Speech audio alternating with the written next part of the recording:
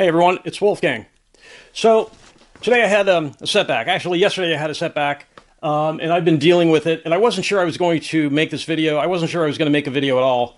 But I wanted to explain how I'm handling my current situation. So the title of this video is "Wealthy, Stop Whining. Here's How." This is going to be a way to reframe a tough situation so you can find a resolution. So let me explain what has happened to me. Okay. Yesterday, I got some bad business news. It was in the morning, Saturday morning. Got some bad business news. It was out of the blue. It was very unexpected. And it was pretty jarring, pretty surprising, pretty jarring. And it distracted me all day yesterday, Saturday. So I had things I needed to do, wanted to do on Saturday. And I did a portion of the things on my to-do list yesterday, Saturday. But I was pretty distracted thinking about this issue. Today on Sunday, sort of like... fate doubled down and dealt more bad news. So the problem got twice as bad. It's a business issue. So today I decided I'm going to drop everything. I'm going to dive in. I'm going to get personally involved in this. And so today I had to push myself through some pretty, a sense of, I guess you could say, unhappiness to be in this situation. I dropped everything today and I dove in to start working on this issue. I did not get a resolution to this problem. It's a business problem that's come up.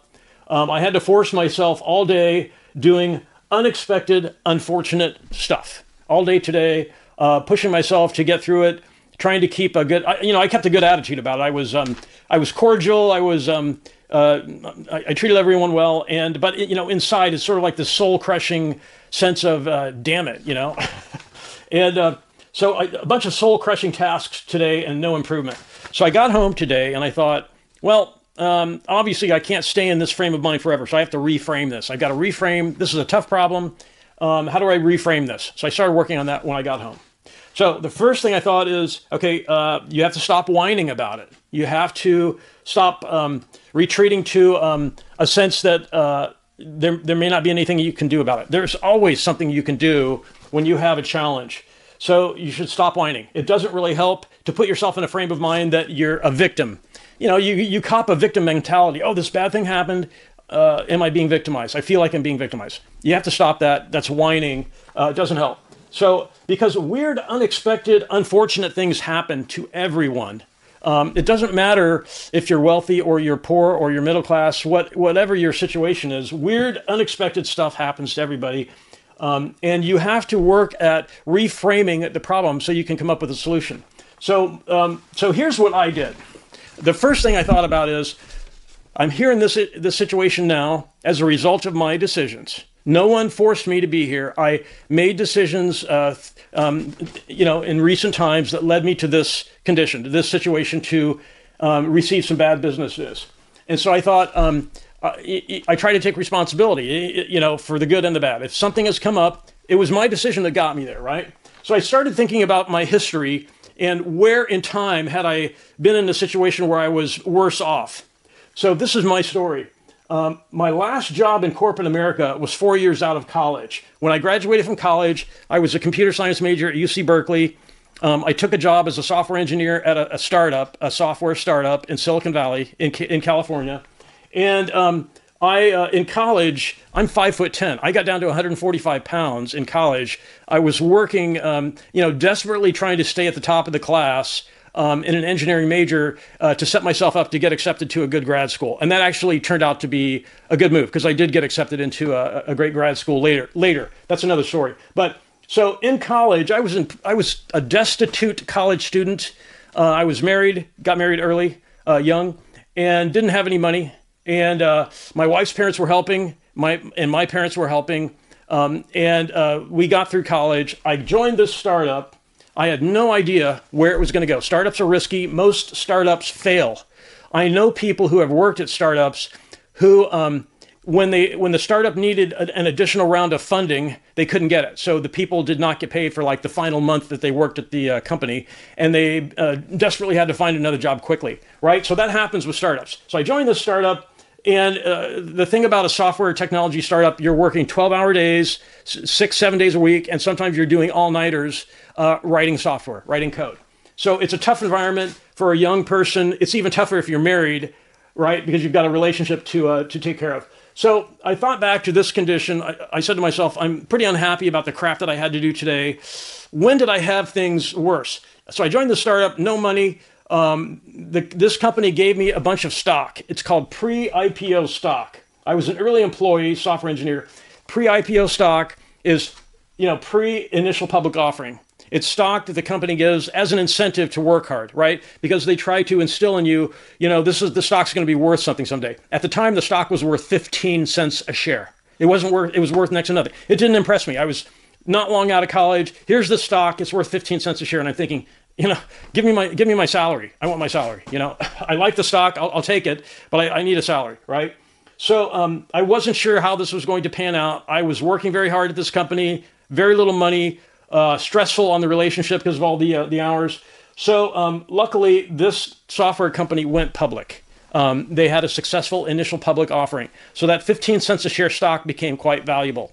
Today I remembered back to the beginning of that process when I was fresh out of school and pretty unhappy with my situation. Because when you're an ambitious, capable person, you tend to think I should be able to achieve more than where I'm currently at. And so there's that inclination to work hard to try to get something, but there's the uncertainty as to whether you're actually going to achieve it. So there's a lot of uncertainty today. So it was similar to this condition that I had at that time. So after this company went public, I invested some of the proceeds of the stock that I had. I sold some of it and I started investing it. And I've been living off my investments ever since. But I thought back to those early times when I was in kind of a tough situation, just starting my career. And I thought to myself, it's time to think of a plan B to move me away from my current situation, because whining about this is not helping. I've been through tough times before, and those tough times, they actually turned out quite well. And I decided I'm going to have to come up with a plan B to move away from this challenging business problem, and maybe I can have a good outcome like I had before. It started very difficult. It ended up working out pretty well. So my dad used to say, could things be worse? I would talk to him about tough times and he would say, do you think things could be worse?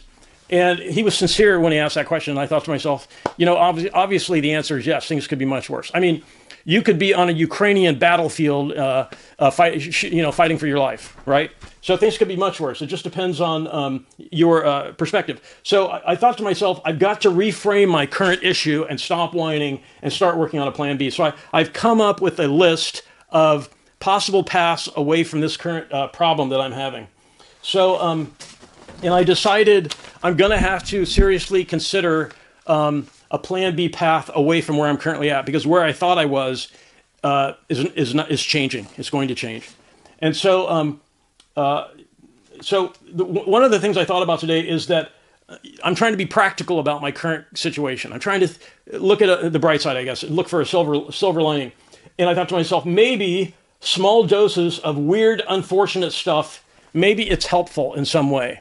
I mean, as an example, when I joined this startup, there were just a few of us. There were just a few on the engineering team, and there were two guys in particular that they were at each other's throats, and it came close to physical violence with those two guys, two engineers, two software engineers.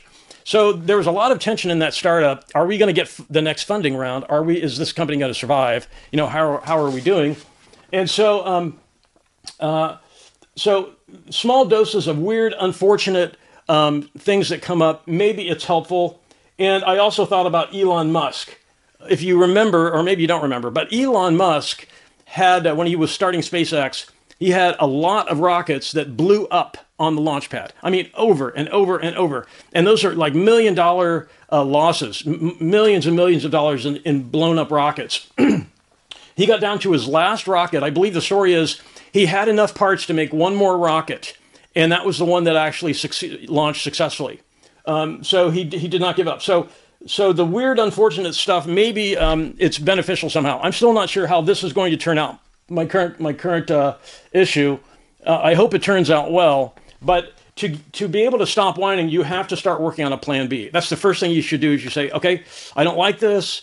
It's unfortunate. It's unexpected. Let's look at what my alternatives are. What are several paths away from where I'm at now that will lead to a better outcome? So if you're in this position like I am now, you might start thinking about plan B options, plan B, plan C, plan D, because this is really helping. because I say to myself, there's always options when bad stuff happens.